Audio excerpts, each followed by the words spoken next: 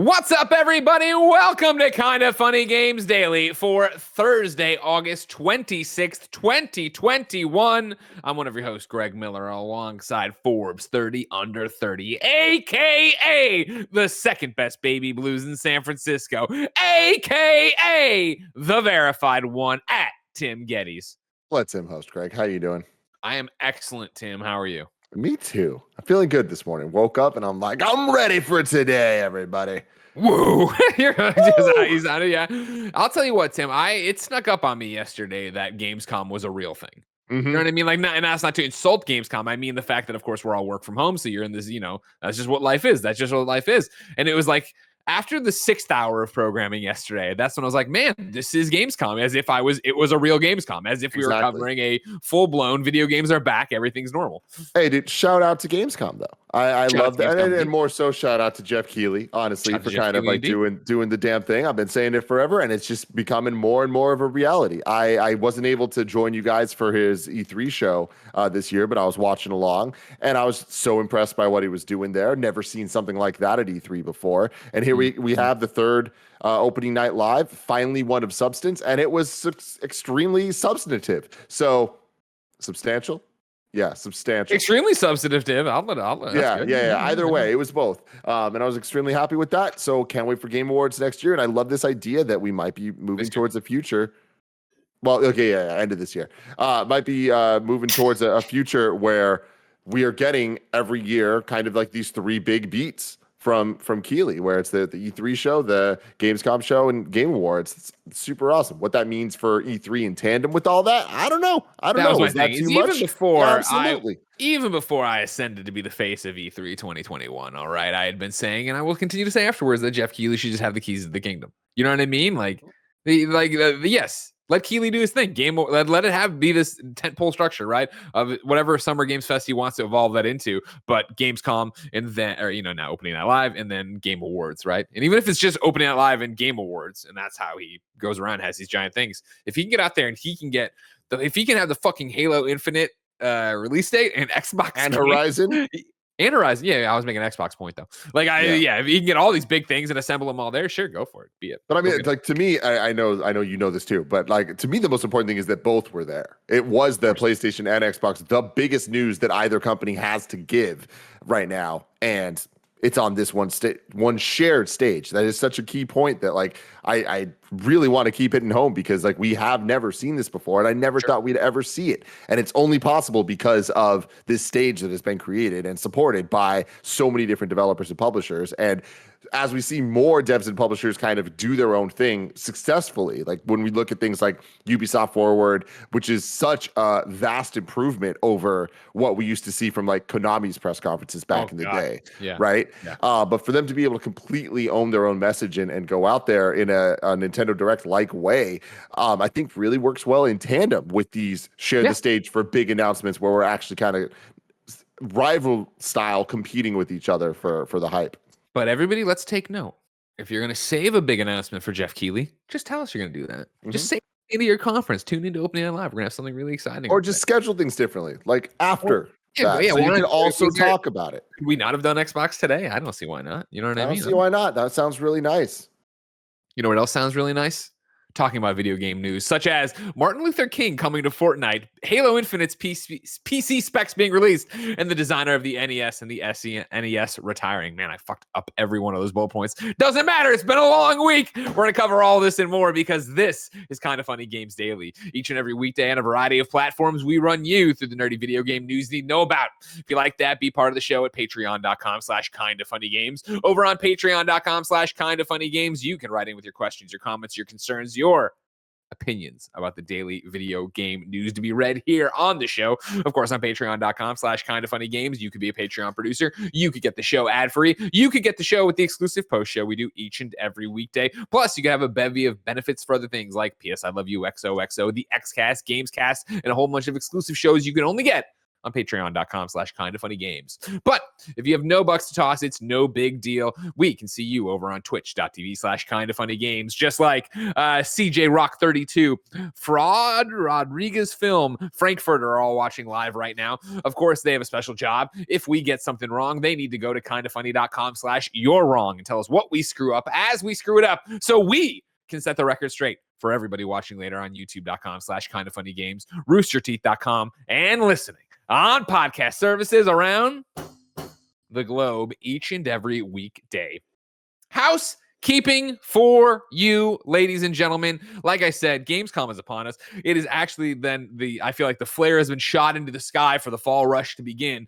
P.S. I Love You XOXO is live right now with 2 huge previews. Myself and Blessing played a lot of Deathloop, 5 hours of Deathloop, and have nothing but nice things to say about it.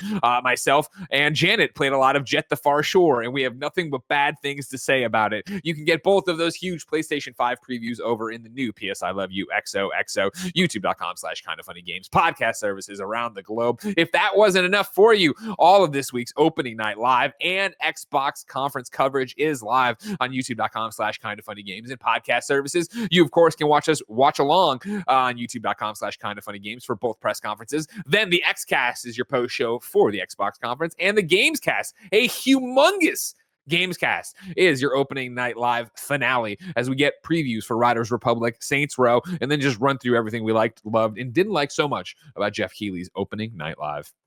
Thank you to our Patreon producer, Blackjack. Today we're brought to you by DoorDash, Away, and Amazon Music. But I'll tell you about those later. No, damn it, Tim will. Somebody will tell you about the ads later. For now, let's begin the show with what is and forever will be the Roper Report. Oh my God. Time for some news. 6 items on the Roper Report.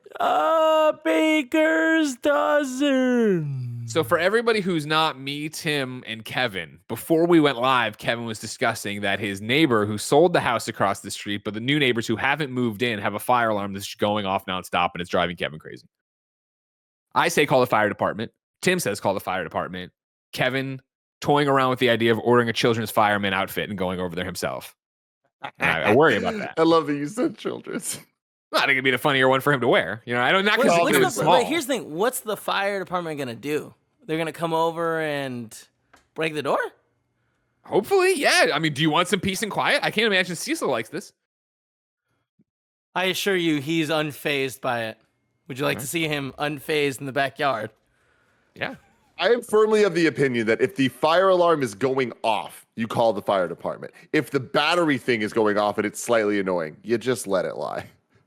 You deal with it. All right. I think that's what's happening. See Cecil near the hot tub, just totally unaware.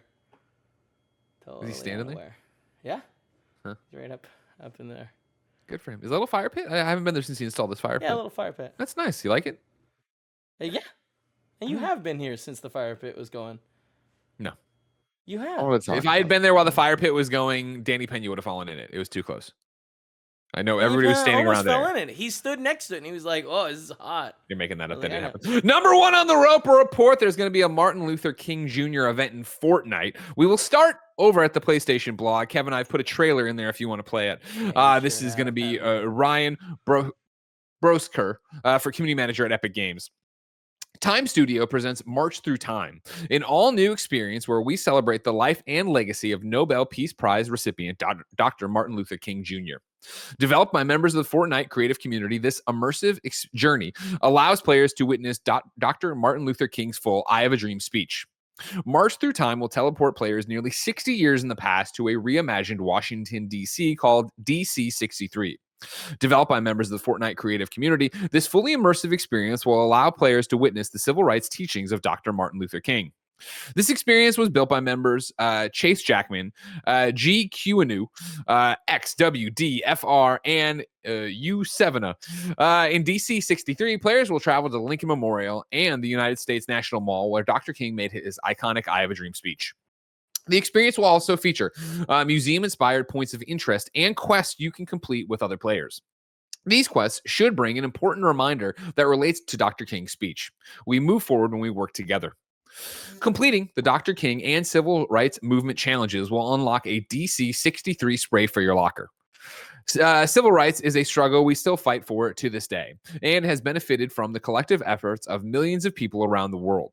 We hope the March Through Time experience inspires the community to promote mutual respect and empathy towards all people, no matter their race, religion, or orientation. Tim, the trailer's gone through once or twice. Where do you land on this? Personally, I think that this is really interesting and valuable. And for a game like Fortnite that has transcended being a game and become this platform that can be the home for movie trailers or concerts or whatever the hell the Ariana Grande thing was. Like, there's just so many different options of what this can be, as well as video games and events and crossovers of Marvel characters and DC characters and Rick and Morty and all this stuff. It's like, why not do something like this that's actually like trying to be helpful and trying to educate of people, and let's make history fun, right? Like that. There's always kind of had that place in video games that do that, and sometimes has worked better than others. Mario is Missing comes to mind, but when it comes to this, I think that it's definitely well intentioned. And what's saddest to me is how quickly I see this news and immediately think, okay, but what's the problem with this? Like. Sure. Like, this is opening a huge can of worms. What are those worms? How do we combat those worms? What's going on? And like that is just so sad that that's where we're at as a people, that this isn't just a purely good thing. But I think that it should be, and I think that the goal would be for it to be, but we just don't live in a world or a time where that's the case. So I'm hoping that there are smarter people than me figuring out those worms to combat and ways to do that on the earlier side. But I do think that this is very valuable, and I think that it's a bold move. And I've been seeing a lot of takes on Twitter about this from a lot of varied people, and a lot of them are into it. A lot of them are kind of thinking about this as if it's kind of problematic in different ways. And I think a lot of it has to do with just the recent Fortnite stuff and the lawsuits and, like statements made and this, that, and the other. But at the end of the day, like, I look at this just as what it is. And I think it's a good thing. Yeah. Obviously, I think education and getting Dr. King's speech to as many people as possible is a good thing. I think, for me, it was like it's been a varying reaction as you think more about it, as you're talking about it, where, of course, this is cool. I'm glad to see Fortnite use its status, its popularity, its platform to talk about a good thing, equal rights, civil rights, right? But then it is that idea of, I saw people reacting like, wait, is he a playable character? And I went and I watched the video. He's not. I went and watched the video, right? And if you're an audio listener, it is that thing of like, okay, cool. Oh, they're playing the speech in the thing. Oh, they've recreated the Washington. Oh, the bright bomber is walking around with a sound. Like, then it's this juxtaposition of the serious subject matter with the avatars of Fortnite moving around. You're like, that's weird. But then to me, it's also that thing I have to remind myself, and this isn't a joke, I swear, is that I'm old in this thing, right? You have to go meet the youth. You have to go meet the new generation where they are, and so many of them are in Fortnite, and they are having conversations, and they are having these hangout sessions with their friends where they're dealing with real life things, even if one of them is dressed as the Terminator, right, or the other one's dressed as Superman or whatever. So it's this push and pull to it. But to what you're talking about, the can of worms, that is an impression I saw. So I did reach out to the only Paris Lilly from XCast. I asked for his opinion. I asked if he wanted to be on the show. Of course, Paris had a conflict this morning because he's the most popular man in the video games, apparently. But Paris wrote this for me. I can say that I'm keeping an open mind that this will be handled with care and done in a respectful and educational way.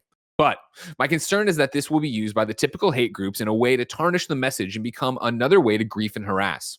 I want to see more things like this, but the immaturity of some could potentially ruin this and more efforts in the future. This was echoed, of course, by the one, the only, the Blessing Adeoye Jr., the future class of video games from PS I Love You XOXO. I hit up Blessing and asked for a statement as well. He gave me this. I love the heart of this idea. It reminds me of Assassin's Creed's educational discovery tour mode that they've done in the past, which gives players a fun way to interact with and learn about history. Fortnite is the biggest game on the planet, with audiences of all ages and backgrounds, so supplying that audience with tools to learn and maybe even enjoy learning about civil rights is awesome. That said, it has to be handled with a lot of care. Watching the trailer for it, there is already a huge tonal dissonance between the cartoon style of Fortnite and the setting of the I Have a Dream speech. I worry about the image of Rick from Rick and Morty doing Fortnite dances in front of MLK memorials. I also do feel slightly uncomfortable with the gamification of this, i.e., quote, quests you can complete with other players. A lot of this takes away from the gravity of the actual history IMO. It also doesn't completely align with the values of MLK, who is anti-capitalist. Personally, I would prefer if this was just a walkthrough mode with no space to goof around. I'd even lock players to appropriate attire. The memeability of this, as it is currently, worries me a bit. I do love they're giving credit to the creators and that there are black folks working on this. I just want them to stick the landing, and I think with something as goofy and crazy as Fortnite, that's hard to do. And then the final one I want to bring in isn't a quote I reached out for. Just I follow Black Girl Gamers on Twitter. They had a whole thread about this, right? Which for me, of course, Greg Miller, just a dude, right? A typical white dude, saw this on the play. I saw this in Kind of Funny Games Daily, our Slack channel about news stories. And I was like, oh, that's interesting. It didn't think much about it, right? And then Black Girl Gamers had a dissertation quote tweeting it, right? And it goes like this, because obviously so many people had opinions about it. Black Girl Gamers, who you should follow on Twitter, says, hold your horses. Read it first. It's an in-game digital museum-like exhibition. We suspect as a continuation of their previous engagements on race and equality last year following George Floyd's murder. We're going to wait before passing judgment.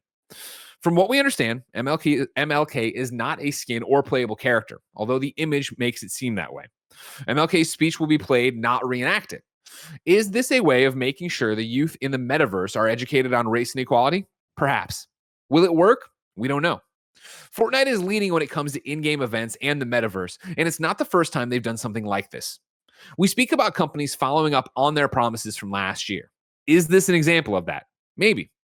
If you have siblings who play Fortnite, would you tell them not to attend this activation?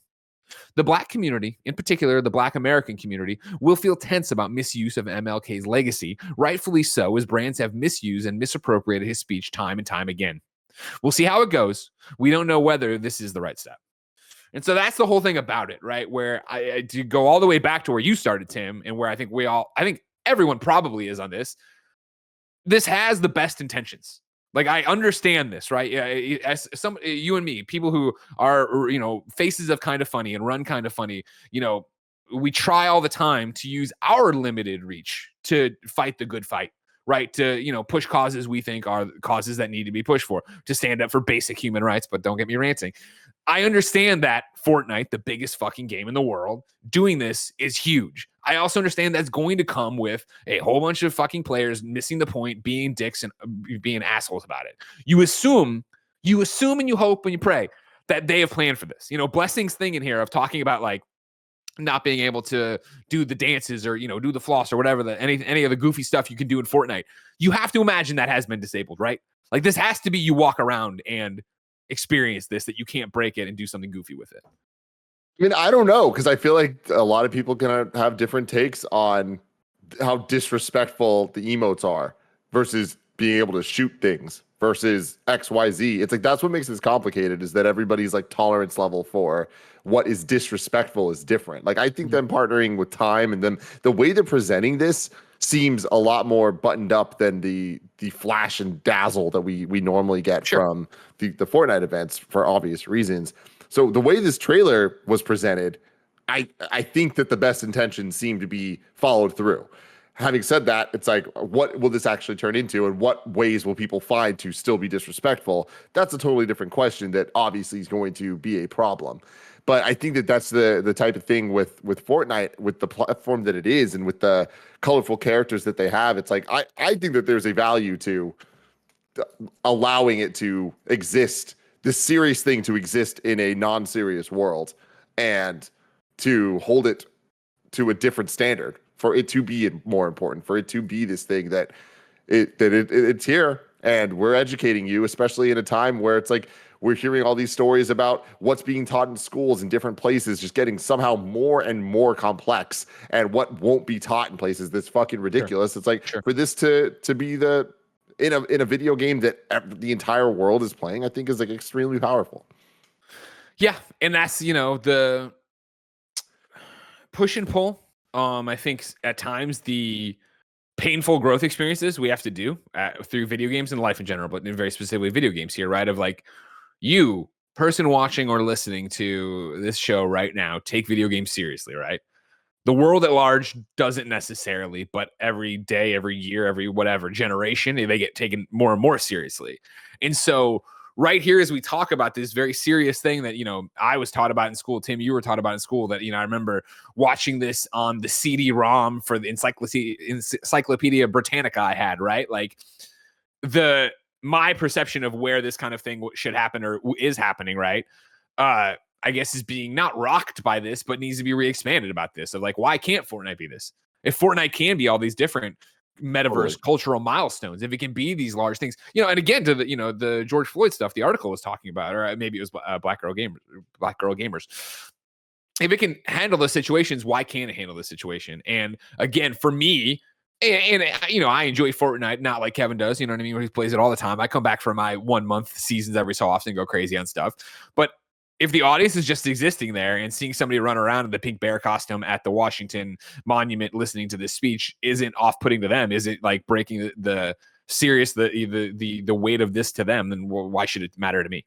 Aaron, the big gamer in the chat, says, I'm playing the mode right now. You can only do a set choice of emotes. So that's good. Perfect. And again, like that just goes back to like what I was saying of like, you got to assume that they're trying their best. Their hearts are in the right place with this. And like everything we're saying about like it is Black people working on this. It is not just entirely a money grab or whatever. And like, yeah, this is a corporation. Money's being made from this. And that's always going to be an element that people are going to have issue with for good reason to some extent. Sure. But the thing with this is whenever you have a platform and you try to share that platform with people that others don't want to have a platform, that's going to cause tension and that's going to cause a lot of problems. And it's like, in my opinion, that doesn't mean to not give those people or those things, in this case, that platform.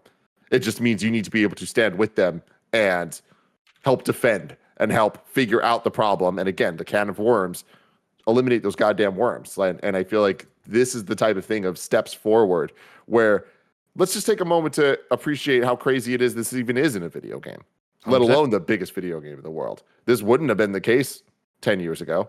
So it's like, what could be in 20 years? Like when they do figure out, and I'm being optimistic here, but I'm hoping in the direction we're going, I believe that the industry is trying to identify the pain points and issues that come with things like this so that hopefully in the future, when there's a news story like this, we're not pessimistic about it and looking at it like, oh, but what are all the problems? We're looking at it as like, fuck yeah. Yeah, 100%. I think you nail it, right? And like, to put a pin in this and move on, obviously. Unless, actually, I was thinking, hey, Big Kev Dog, you still there? Yep, right here. As Mr. Fortnite over there, can you boot up your Fortnite and get into this while we'll continue the show, obviously. But You want to show it? Yeah, at some point you get in there and show it to us while we keep doing the news. Yeah, give me 1 second. No rush. I'm gonna move on and do whatever. But to put a pin in this for right now, and this is sounds good, my guy. This is obviously this could easily sound like Greg Miller grandstanding, which I know I get for on the internet all the time, but everybody who listens hopefully knows how authentic I am. You nailed something in there, right, Tim, of talking about like this being hard now, but like you go through it, right? Like it shouldn't be something that stops you, right? And it reminds me of that JFK speech about going to the moon, right? So I did a quick Google on that one because I always think of this line, right? We choose to go to the moon in this decade and do the other things, not because they are easy, but because they are hard. Because that goal will serve to organize and measure the best of our energies and skills, because that challenge is one that we are willing to accept, one that we are unwilling to postpone, and one we intend to win, and the others too, right? Yeah, the path of least resistance for Fortnite and for the video game industry and for everybody else is to ignore the problems, right?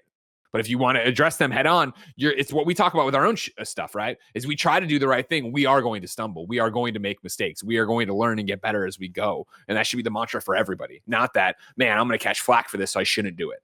So hopefully, again, best intentions and where we are, right? That's what we're talking about right now in terms of what's going on here. So yeah. And look, here's the thing. It's not going to be perfect. In fact, I'm sure it's going to be far from perfect and there's going to be many flaws. But that's the thing. People will identify those flaws and hopefully those flaws will be dealt with. And next time it'll be a little bit better. Ladies and gentlemen, let's move on to number 2 on the Roper Report while Kevin boots up Fortnite. Of course, like I said, opening night live over at Gamescom with Jeff Keighley was in fact yesterday.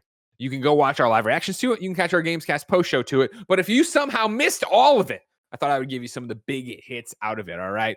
Of course, like I said, Gamescast post show has Riders Republic preview, has Saints Row preview, has a bunch of different stuff on there. But the big stuff I would toss out there would be this. Saints Row was revealed. It is a reboot. It is coming February 25th, 2022. It's taking place in Santo Ileso in the American Southwest. Kind of looks like Vegas. Got a whole bunch of stuff going on there. 3 different gangs. Seems more grounded. I thought it looked good, Tim, from what we saw there in the trailer. I like, and then the gameplay I liked. Looks interesting. Yeah. The gameplay did look pretty damn impressive. And, we talked about this a lot. So to not belabor the point, like I think there's been this big void of arena shooters and GTA style open sandbox worlds, and those are starting to come back. It kind of feels like it's cool to see the industry shift between genres, and as battle royales and like kind of team based, hero based shooters rose, the arena things fell to the wayside, and as the more Ubisoft style open world game of quest logs and side quests kind of opened up, the GTA sandbox kind of went away, and also I would even attribute that to things like Fortnite and kind of these like just shared multiplayer experience games, and as GTA itself became GTA Online, right? Yeah. So it's just kind of cool to see that we're going to be getting some more of those, especially with the rumors of GTA Trilogy being remastered as well. Don't even get me started. If I can play Vice City, the Come soundtrack on. would be the biggest problem, but Rockstar's got the money to throw around. Got that money. The next, I'm going in the order, but I did cut out a whole bunch of stuff. So please go read a full recap somewhere or watch our video. Next up on things I thought were big beats. Marvel Midnight Suns was revealed. This is the 2K Firaxis game that we thought was going to be the Marvel XCOM game. Jake Solomon, who's working on it and has been at Firaxis forever, says in fact that it's a tactical RPG. It's not using XCOM mechanics, but it's a tactical RPG. There had been confusion yesterday when I had watched it, and then people saw on Twitter, you are playing as the hunter. You are making your own superhero. That's this hunter, building her out. She's the one in the trailer being revived. However, you do actually have 13 other total heroes to play as. So when you go back to the Abbey, which is where you're the hunter. When you're in combat, you have other stuff. I reached out to get more clarification on this. This is what I got. In combat, you can control up to 3 heroes. Most of the time, that will include the hunter plus 2 others. In that sense, you control all 3 characters. When you are outside of combat, you run around the Abbey, your supernatural secret base, as the hunter. Think of a mix of Fire Emblem, 3 Houses, or Mass Effect. The Abbey is a fully realized 3D space. It has base management systems like XCOM did, except now you walk around, talk to heroes, etc. That's, of course, piggybacking off a bunch of great reporting from Timur Hussein, who has a big old interview up. IGN has an interview. They talk about, like, can you romance the other heroes? They're like, no, but you can be very, very, very close friends. So there's going to be some kind of building a squad, building a relationship, which gets me excited. That's coming out March 2022. The gameplay reveal will be on September 1st during a gameplay stream. We don't know much about that, Tim, but Firaxis, incredibly talented developer, the idea that this is a different cast of characters than you usually see. Granted, your Iron Man's in there, your Wolverine's in there, but Ghost Rider, Magic, I'm interested. Totally. I think they really nailed this, and this is way more than I expected from this game. And like you said, we have the pedigree there with Firaxis, with the XCOM, with the people working on it. But Midnight Suns, not something I expected them to tackle in video game form, and I think that that's extremely important in this era of Marvel that can so easily just kind of turn into MCU light. Sure. And like we've seen that even with the Avengers game, right? Where there's just all it is comparisons, which means it doesn't match up to the incredible thing that is the MCU. Whereas with this, it's kind of like, oh, let's introduce people to Robbie Reyes, the Ghost Rider, and get in there. Yeah. Is that the right name?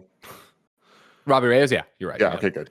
Halo Infinite was there as well too, like we were joking about earlier. Of course, they're talking about the multiplayer. They were going into this stuff. They gave us a release date, December 8th, 2021.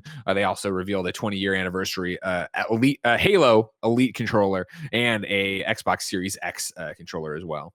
All right, right now, hold on. Before we get into more Halo, Kevin has loaded in. You can see Kevin. This is your PS4, right? This is an Xbox. Xbox One X. One X. Okay, Xbox One X there as it loads in It's the a little bit slower. Lincoln Memorial. You go through here. What emotes you got? We had Lanky Dragoon wrote into You're Wrong to give us a bit more information. I just dove into the March Through Time Fortnite mode during the show to see what they had disabled. You can use normal Fortnite emotes, but they also added an entire wheel of emotes called March emotes, including sitting in a chair, dancing, picketing, and more. So every other emote released in Fortnite is usable during the mode. They're just in different wheel than you need to tab to. Is that checking out with you, Kevin? You got all your regular emotes in there? Yeah. What skin is this Well, to? hold on. This is like a spy. Oh, neat. She's great. There's the chair one for the emo. Yeah. Yeah. Okay. The different emotes. Sure. Do there's you the see your video. normal ones in yeah. there, or is it just these ones? Can you tab Page over 3. like they're saying? Yes, they're Okay. the normal ones. Do one. Do a weird emote. Oh yeah, okay. So yeah, you have all your crazy emotes to do here on the Lincoln Memorial while you watch the speech. Why is this speech so small, Tim? When do you think this would be bigger? They certainly could have done a bigger TV. You're right. Yeah, it's kind of weird. I imagine 73-inch. I imagine there's other screens. But there must be bigger ones, right? No. Does not. Oh, Oh, there's there. yeah, In the Okay. back Yeah. Okay. Sorry, I can't figure out audio. No, you're fine. We just wanted to see what it looks like. You're doing Yeah. great, Kev. Thank you so much for doing this on the fly for us. I mean, it's beautiful. Oh yeah, I mean, Fortnite's a great looking game. It's like Forrest Gump. Remember, he ran in the wading pool. You all remember it, Forrest Gump, big movie. Yeah. Tom Hanks was in it. Good movie. Jenny was in it too. I mean, Okay. yes. People are dancing, doing the thing, but okay, it's there. No, Back that's to not what opening it's night in. live while Kevin goes around and dances. Yeah, Kevin, Tim, Mhm. Halo Infinite, December 8th. How does that make you feel?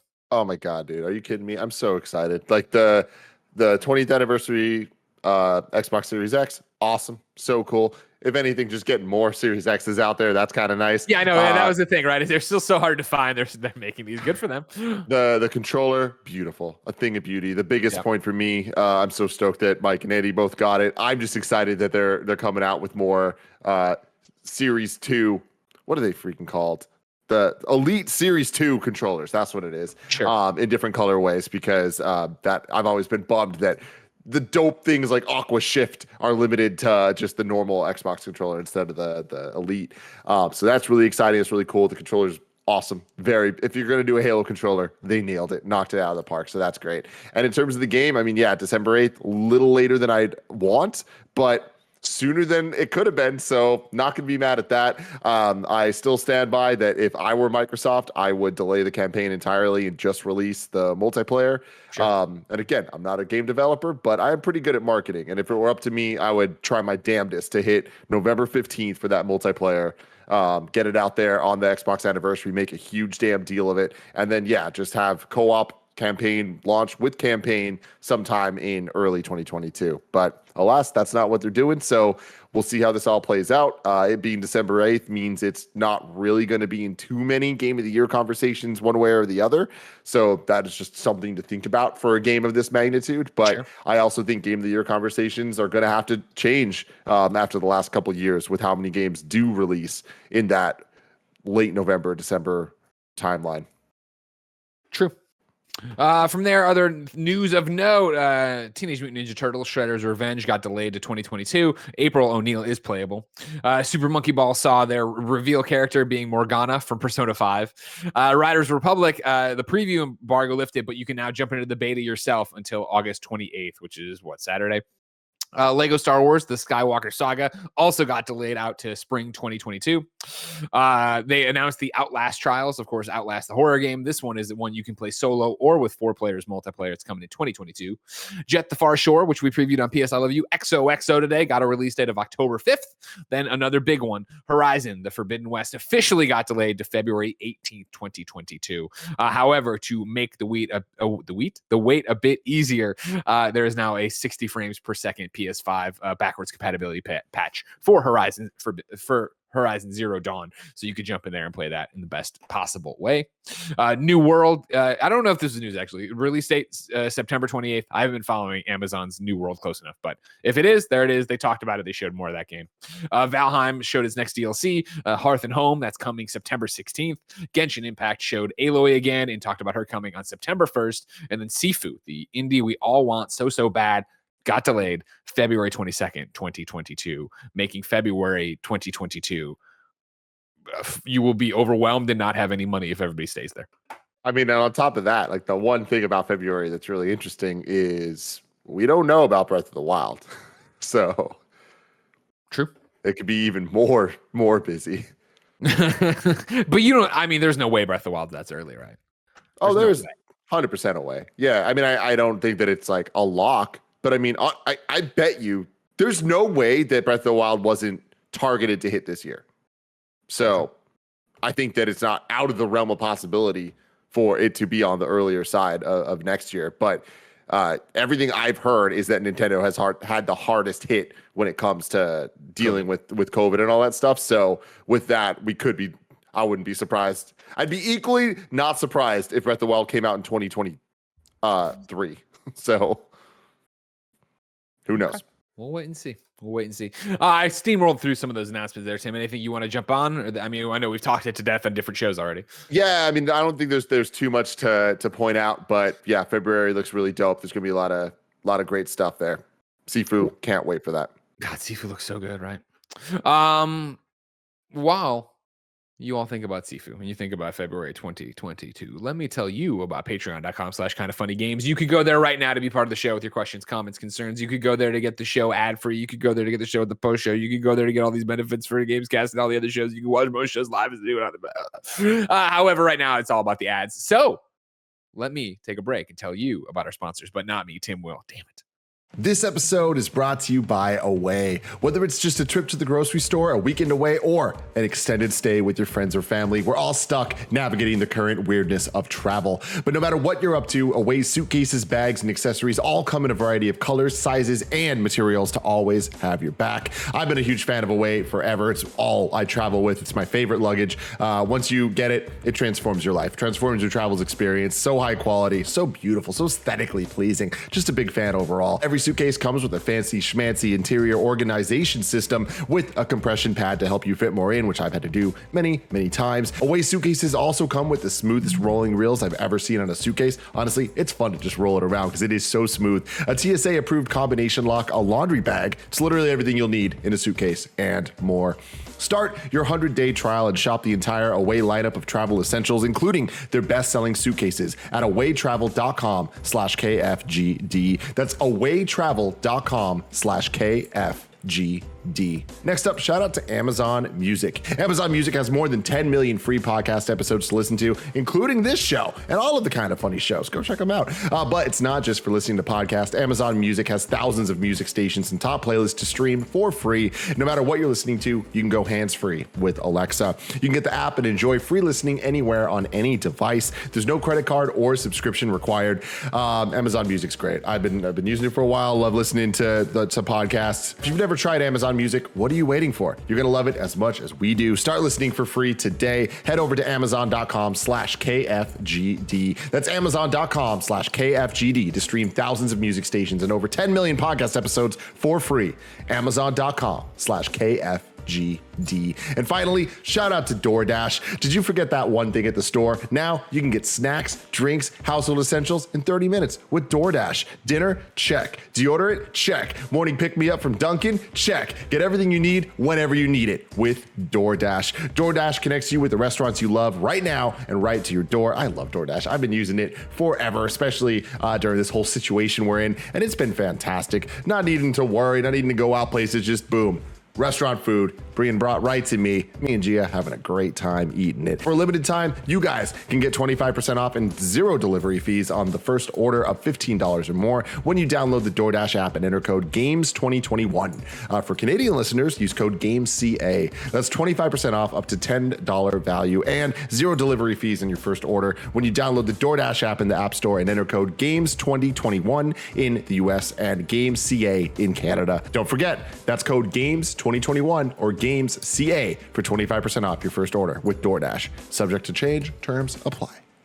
Right before that ad, we were talking about Xbox, we were talking about Halo, so let's go to number 3. Speaking of Halo Infinite, its PC specs are out. We're going to read from IGN.com, where Matt Purslow has the following. Microsoft and 343 Industries have announced the full PC system requirements for Halo Infinite. As listed on Halo Infinite's Steam page, the minimum and recommended system specs are minimum requires a 64-bit processor and operating system. OS Windows 10 RS3X64 processor AMD FX 837. Tim, you are the guy who knows gigs this. of RAM and Is this all normal? Is a everything GTX normal? 1050 is essentially the minimum there. So pretty damn low entry point for these things. Like that's definitely not that powerful of a system at all. i5 for the processor, like that's pretty manageable for sure. What about but for recommended crazy? 16 gigs of RAM. I mean, at this point, like I don't know anybody that has less than 16 gigs. Personally, I'm sure there are tons of people out there, but they are recommending an i7, a higher end i7 there, and they are for graphics recommending any of the RTX cards from NVIDIA. So we're getting into some stuff where, yeah, we're talking about next gen type systems here. So that makes a lot of sense. Additionally, this is back to Matt at IGN. The Steam page also states that Halo Infinite on PC will support advanced graphic settings, ultra-wide and super ultra-wide resolution support, and triple key binds for features such as dynamic scaling and variable frame rates. Quote, Halo Infinite is the best Halo experience on PC to date, the page states. These specifications are largely similar to those required for the Halo Infinite multiplayer technical preview held a few weeks ago. So, if you were able to play that, then you should be good to go. Timothy in the live chat on twitch.tv/kindafunnygames. Jesus says, who's going to play this on PC and console besides me? Tim, is that your plan for Halo Infinite? 1,500%. I mean, so here they're saying that additionally, there's the advanced graphics settings, and if people that did the technical preview will already be familiar, I obviously am familiar. Talked all about that stuff, and they're talking here about ultra wide and super ultra wide. I have super ultra wide. It worked better than any super ultra wide experience I've ever had so far. Still had some issues. Obviously, it was a technical preview. They're talking about the triple binding for keys and all that stuff, which is super awesome for how I like to play games. Greg, how many times have you been playing a video game and you're like, oh, the controls are just a little bit off, and then you go into the options to try to change the bindings, and it lets you do it for all the things except the one thing that you actually want it to do? Yep. You know what I mean? They're just like, no, fuck that. Like, and they're allowing triple keybinds where it's like one button can do 3 different things depending on the context of what you're doing. And it's like, that is awesome. They're really, really trying to care about making this tailored experience for however you want to play the game. So can't wait to see that. All the options were there. My game bugged the fuck out and would crash anytime I tried to do that stuff for the most part, but the options are there. So it's like when the final game's out, I understand that it's going to be better. So I'm excited about that. And for Jesus here, who's going to play this on PC and console? I'm so excited about that. And even with the technical preview, I did that a little bit about playing on my Series X and then bouncing over to my PC, just depending on if I was playing by myself, I was on the TV, or if I was playing when I was streaming, obviously I was on the computer setup. So I loved how seamless it was. If Xbox has done anything, it's build this damn ecosystem in the last couple of years. Yeah. And Halo to me is the game to kind of take that from an ecosystem to an experience of video games, right? And that's been there already for a lot of people with things like Sea of Thieves and other games. But I think that in terms of Xbox and what that means to a lot of people, especially people that might not be, listening to XCast every single week, like more just the gamers that for the last 10 years have switched over to the PlayStation side or the Switch side, or Switch and PlayStation, which if I had to guess would probably be the most popular subgroup of all gamers, is people that have those two, for people that consider themselves hardcore gamers, right?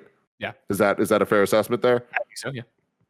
So it's like, this is a big moment for them this fall with both Halo Infinite and Forza coming out. I know there's been a million Forzas and a million Forza Horizons, but this one feels different, where I feel like Forza Horizon 5's coming out, and I think it's going to be the one where everyone's like, all right, well, everyone's been talking about this so much, I got to give this one a shot. And it's that perfect storm of people wanting new games to play, people having these next-gen consoles, and Game Pass, where it's like, you don't even need to buy Horizon 5. You just get to experience it. So with all that together, I think that there's going to be a lot of people, Jesus, that are going to be playing on both, that have the means, obviously. Excellent. Number 4 on the Roper Report. We've been talking about it for a while, but Netflix gaming is a go. Kevin, I didn't highlight it, but I have a link here for you. I'm going to be reading from Netflix's Twitter, where they actually quote, Netflix's geek Twitter, where they quote tweeted a couple different things. And it says, let's talk Netflix and gaming. Today, members in Poland can try Netflix mobile gaming on Android with 2 games, Stranger Things 1984 and Stranger Things 3. It's very, very early days, and we've got a lot of work to do in the months ahead, but this is the first step. Here's what you can expect. No ads, no in-app purchases, games included with your Netflix membership. We'll keep you updated as we explore what gaming looks like on Netflix. Stay tuned. I want to go over to IGN.com one more time, where let me hold on. Yep, one more time. No, where Taylor Lies says, it is no surprise that Netflix announced the first 2 games select subscribers can test out on mobile. In July, ahead of its quarterly financial earnings, Netflix confirmed it was focusing on mobile games first.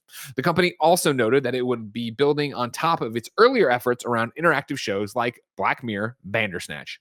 That same month, Netflix also announced that ex-EA and Facebook executive Mike Verdu was hired as the company's vice president of game development.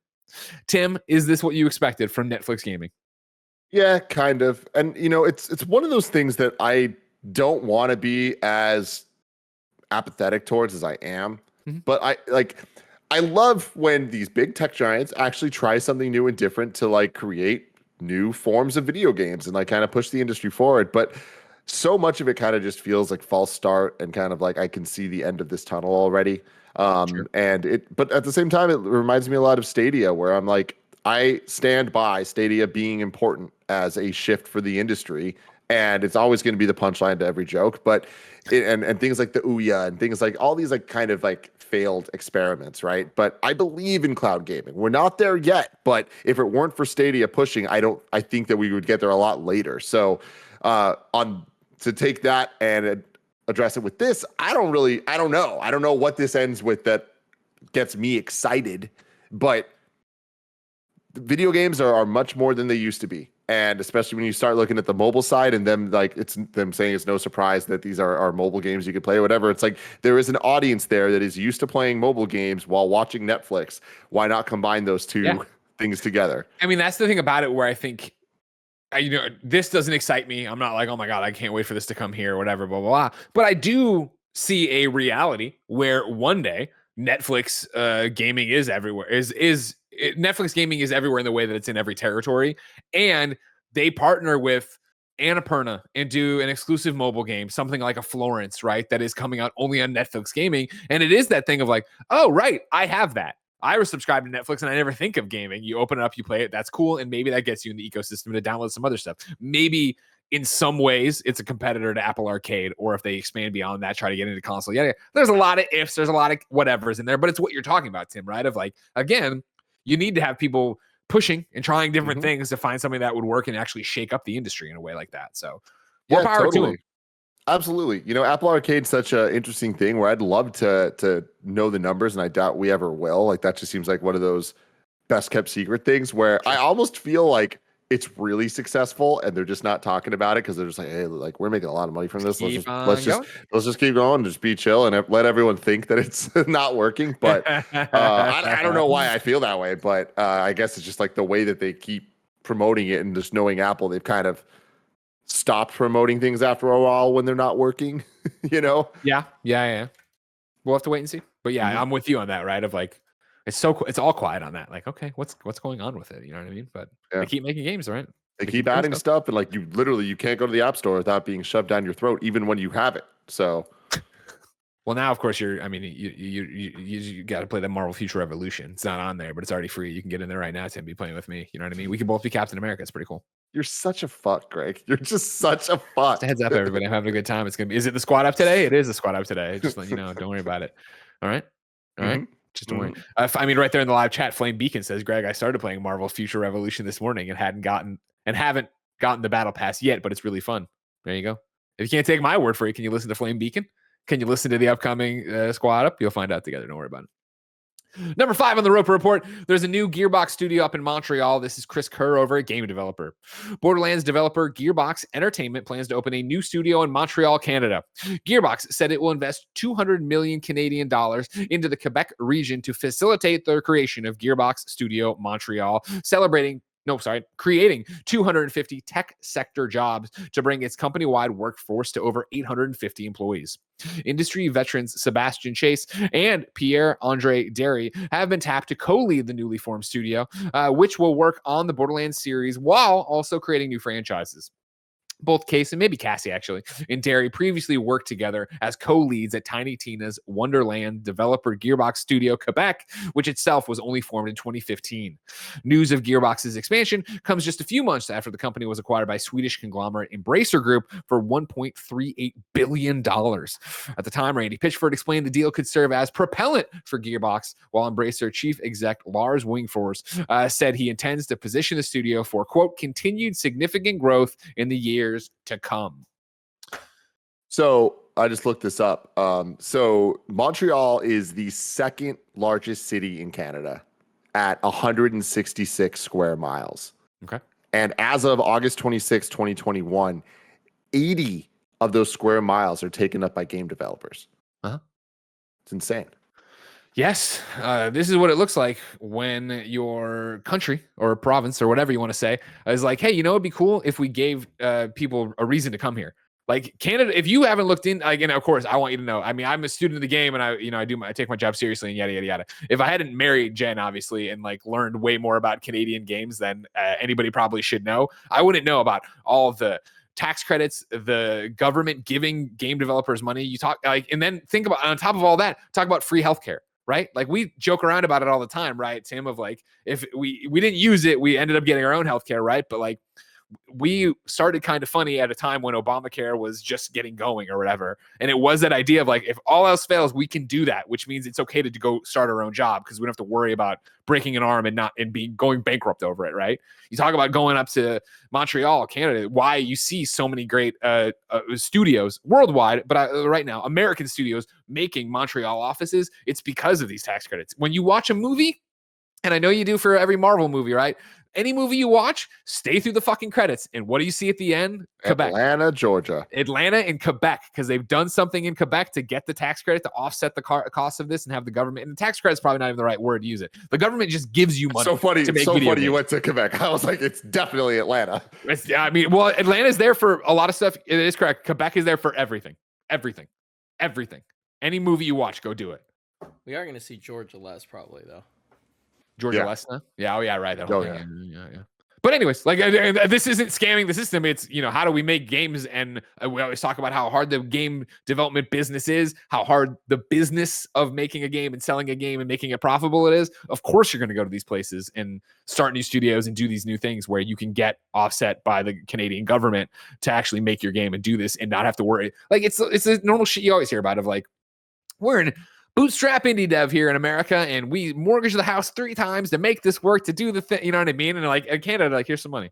This sounds like a great idea. We don't care if we never make it back. Here's some money for it. Good stuff in Canada. All right.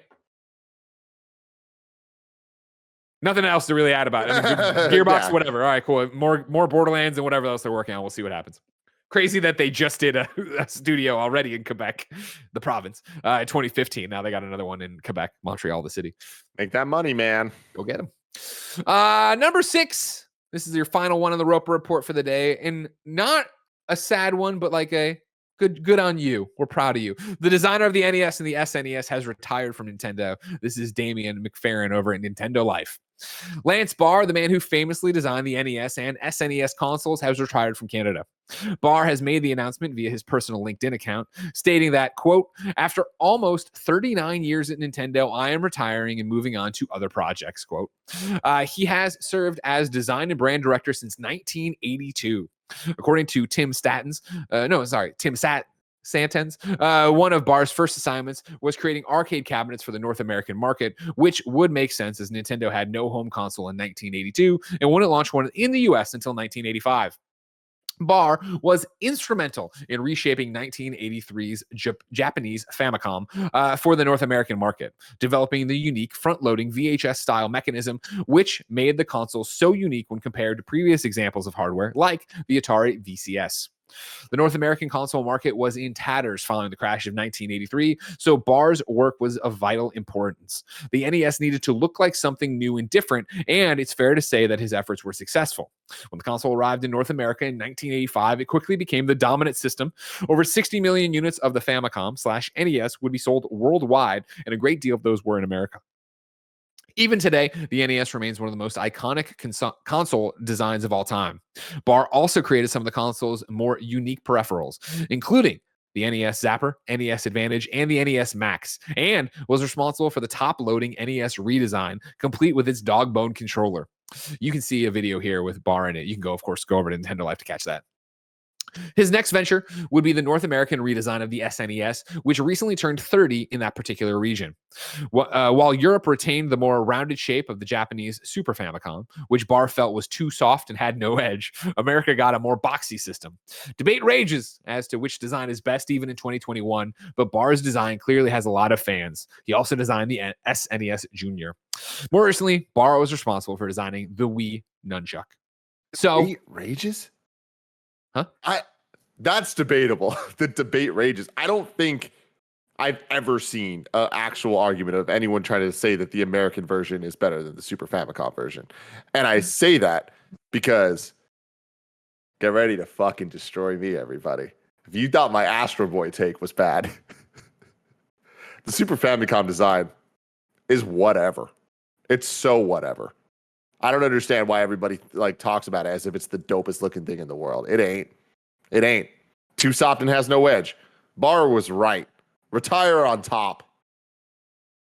I mean, it's one of those, like, you know, obviously me being a Sega kid, I've never, I don't, you know, dip my toe into the Nintendo audience all that often. You know what I mean? Come over. That sounded gross. You know what I mean? To come over here and talk shit. Yes, I've never thought the Super Famicom looked great. Thank You talking? You kidding me right now with the SNES, the purple, the boxy, the slidey little things? I'm not saying that it turned all yellow like it was in a is, smoker's house. It was great. yeah, that was the thing. I'm not saying that the SNES looks better than the Super Famicom.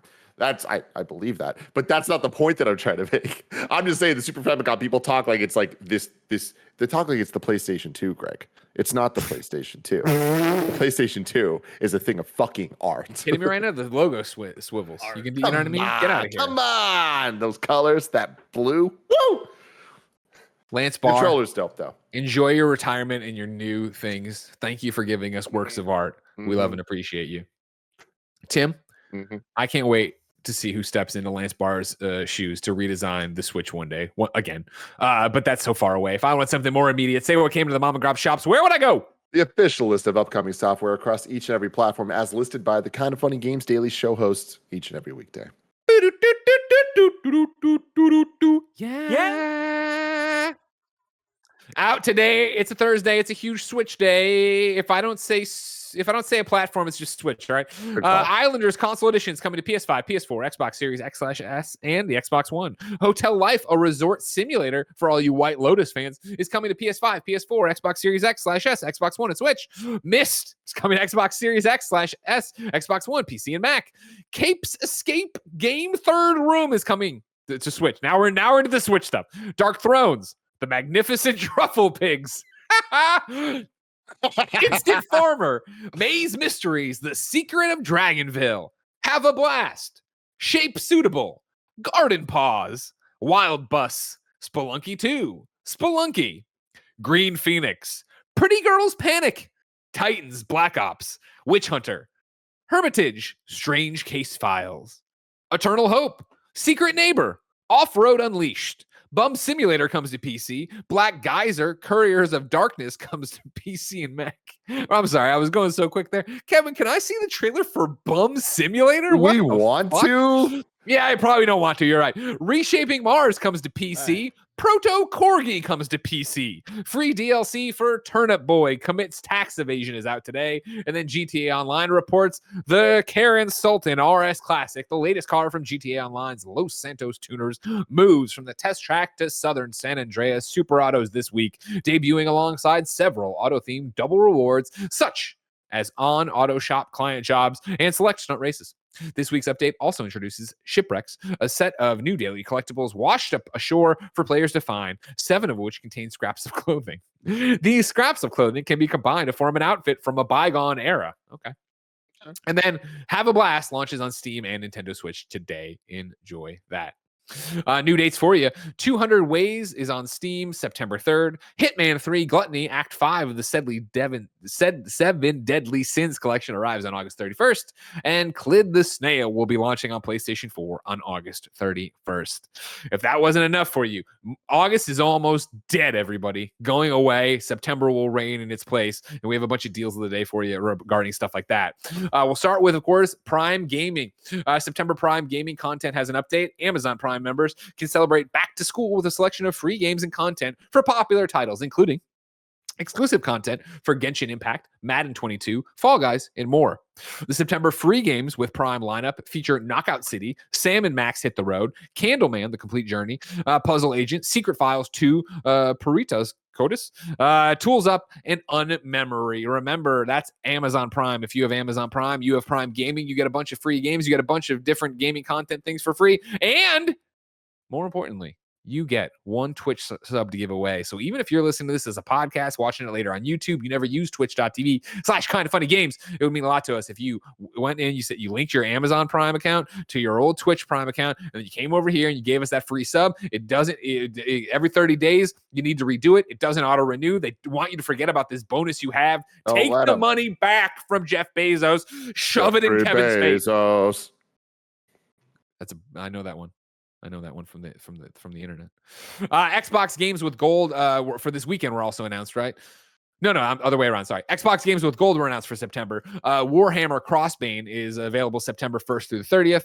Mulaka is available September 16th through October 15th. Zone of the Enders HD Collection, September 1st through the 15th. And Samurai Showdown 2 is available September 16th through the 30th.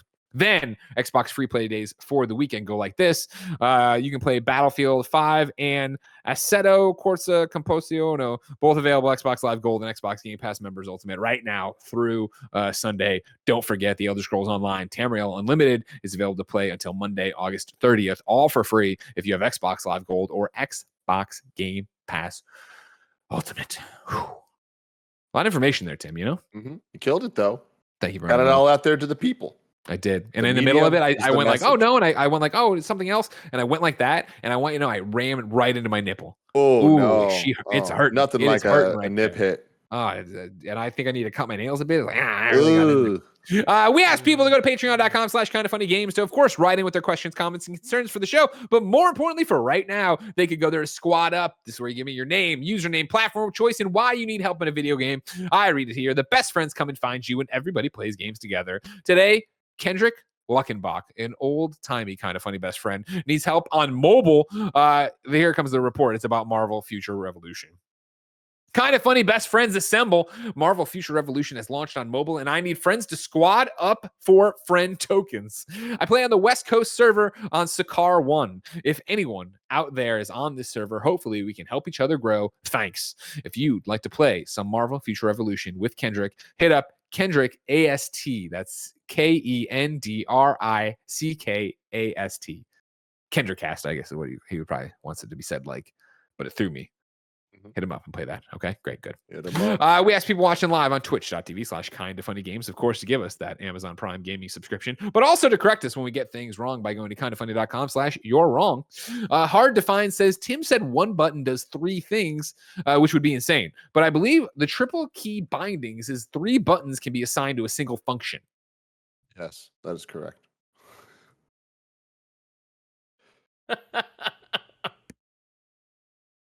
Does that make sense to you, Greg?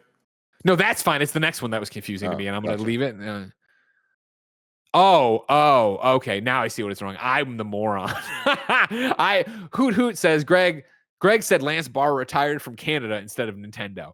I don't believe Mr. Barr retired from a country. Yes, he retired from Nintendo where he was working. Thank you very much. Gotcha. And to be clear about my triple key bindings things, what I was trying to do was bind things to half controller and half keyboard, which it lets you do. It just was crashing my shit. Crazy. So the future is here, everybody. Just not yet. It's delayed a little bit.